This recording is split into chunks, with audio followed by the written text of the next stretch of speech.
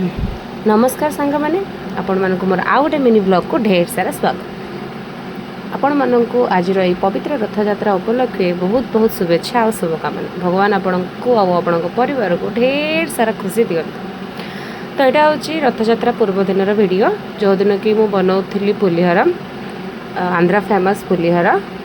तो से मुझे जहाँ जहाँ सामग्री दरकार से सब पकई देकी ये गोटे मस्त पुलिहर गोटे मुझे बनई देती। वीडियोटा बहुत स्पीड चलुची से सब मिक्स हो जाए।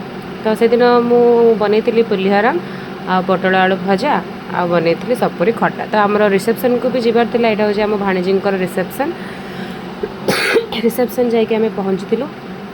से फेरला आम किसी भी वीडियो शूट कर पारे। बहुत सारा काम था जेहेतु यहाँ हूँ रथ यात्रा दिन वीडियो। सका मुझे परोटा बनई समस्ते खाई सारी तापर ट्यूशन सरला मुझे रोसे करने। तो जेहेतु परोटार सब सामग्री गुड़ाक गैस थी से सब मुझे साइड करके ये बस पड़ी मो परिवा कटाकटी और रोसे। तो आज रोसे आमर होता भात डाली सपुरी खटा पोटल कांकड़ भजा आलू भजा आउ काकुड़ी सालाड।